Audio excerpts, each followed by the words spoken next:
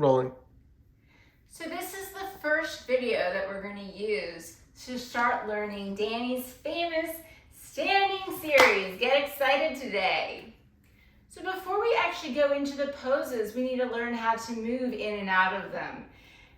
In reality, as you know, all of these standing poses have the same distance with your feet. So this first exercise about learning how to move into the poses is vitally important.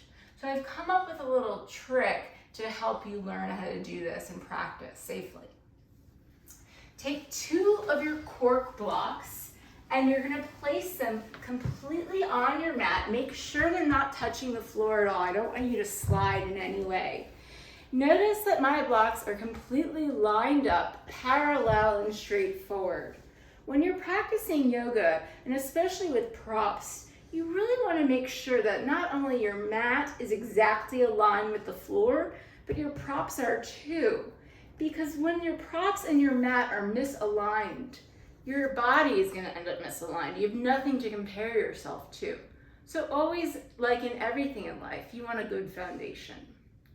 Okay, so 2 blocks fully on the block in the flat plane. Take another 2, obviously only cork blocks, place them vertically in the middle. Pretty easy, so that your hands have something to press down and hold on to as you get used to learning how to step far back enough so that your feet are far enough apart to go straight into standing poses. Okay, so the exercise 1. Here's the setup. Keep your knees nice and soft doing all of this practice because you really don't want to irritate any of the tendons on the back of your knees or your Achilles tendons as you do these repetitive motions. Okay, so my knees are nice and soft. I'm holding on to these nice stable blocks. They're really just training wheels. They're here to just make you feel stable until you feel comfortable enough stepping back alone. All you're gonna do is, you have the blocks to keep you stable, knees are soft, breathe, keep the jaw relaxed, the eyes open but soft.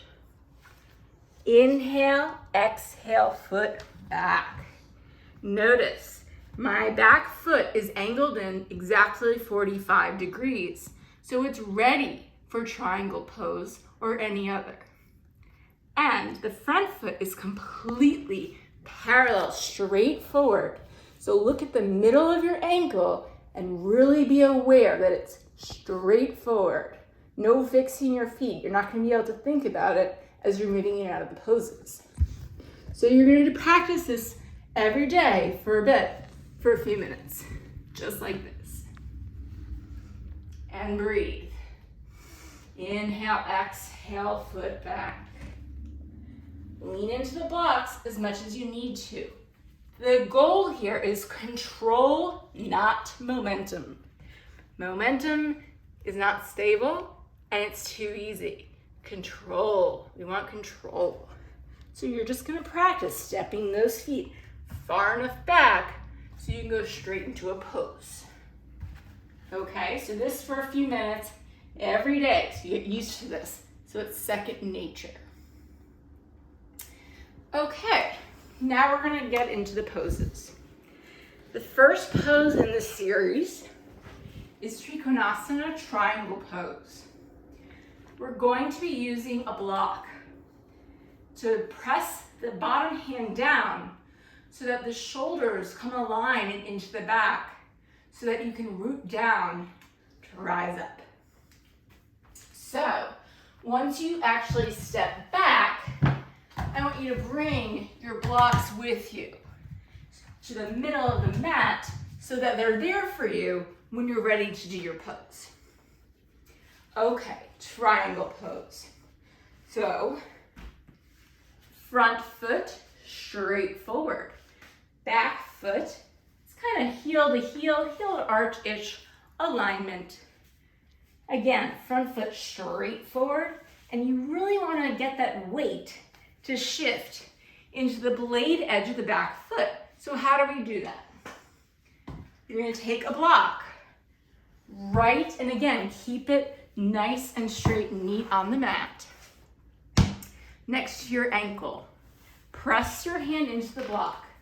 Your top hand just rest it gently on the hip.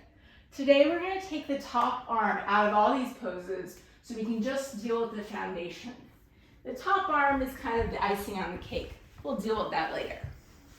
Okay, triangle pose with the block. So why do I have this block here? The block is here again, so I have something to push into. Why? Because the shoulders need to come aligned and in the back. So I'm going to show on the other side so you can see the muscles of my back, what happens when I push into the block in triangle pose. Okay, so my back hand is on my hip. My front hand is on the block, stable, right next to the ankle. Now, push into the block. I want you to see what's happening in my back. Boom, I got taller.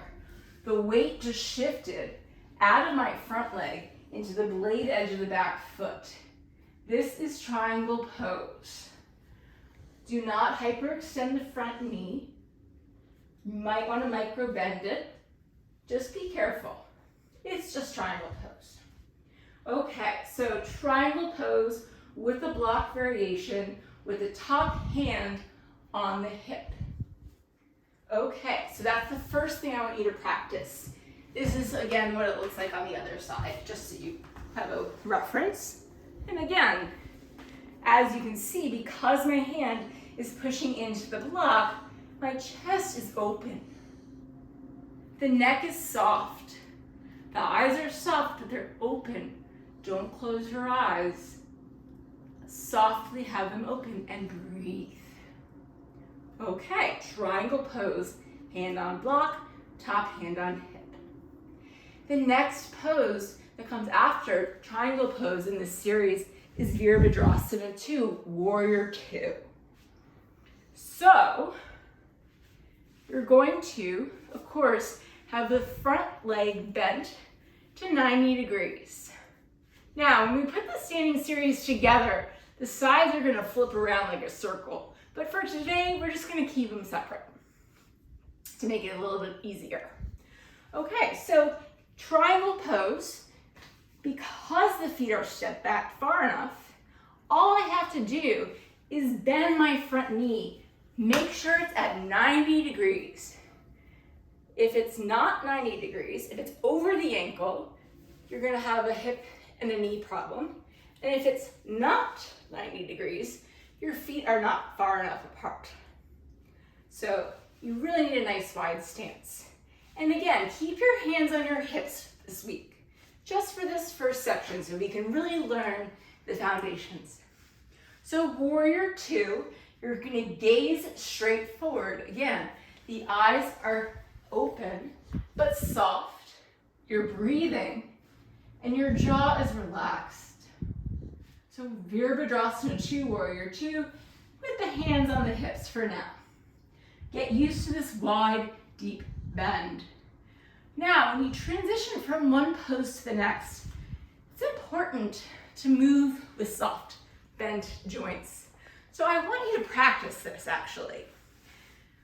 Go from one side just to the next. So you see I'm flipping one foot in, bending the knee one out, just pedaling my feet in and out, getting used to having the habit of safely moving in and out of wide-legged standing poses. Okay, next pose after Warrior 2, we're going to work on extended side angle pose. Two variations I would like you to work on for this section. The first is with the block. So again, I'm stepping nice and far back, same amount of length. But extended side angle pose, remember, the front knee is bent to 90 degrees. It is not straight.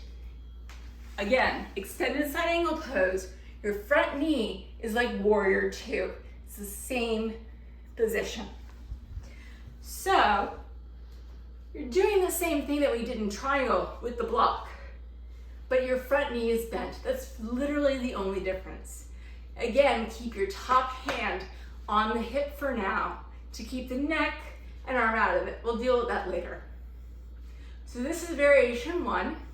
I'll show you the second side.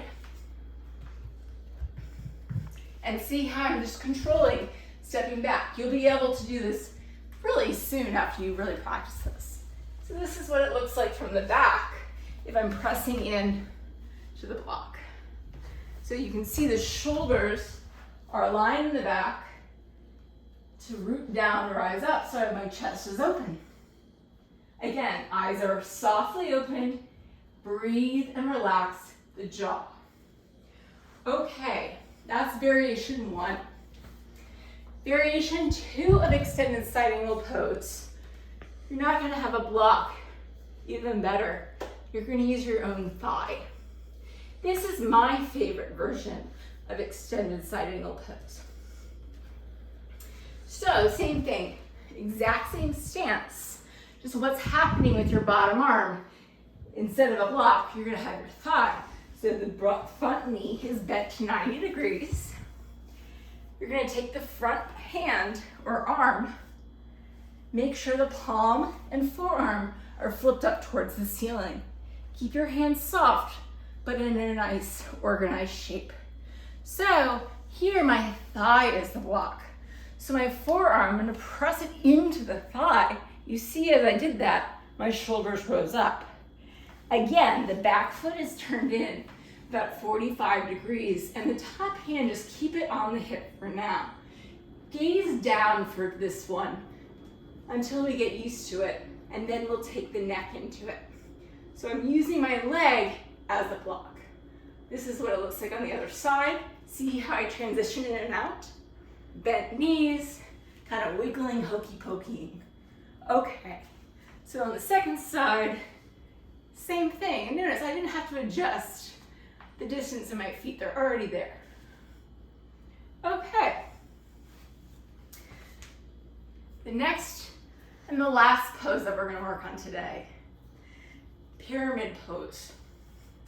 So pyramid pose is just like warrior 1, but the front leg is straight, not bent. Okay, so how do we do this? Again, you're gonna step back. Same thing, your back foot is pointed in 45 degrees. Front foot straight forward. Bring your blocks back so they're nice and underneath your shoulders for now. So you have something to press into. Again, as you press into these blocks, I want you to pull the outer left hip back so the weight shifts into the back of the blade edge of my right foot. So pull that hip back, squeeze the other hips together. And then when you get comfortable, you can try to fold forward. Okay, so that's pyramid pose. Let me show you what it looks like on the other side. And notice how I get in and out of this. Bent knees, just can't overdo it. Can't overdo safety. So you're gonna bring your blocks with you. Again, front leg is straight. No bending in pyramid pose. And fold. You are going to learn to love this pose. It is extremely restorative, grounding and balancing. Right up your alley. Okay, so that is the first part of the standing series. Relax, have fun, don't clench your jaw, keep your eyes open and soft. Most importantly, breathe and have fun. Enjoy. Namaste.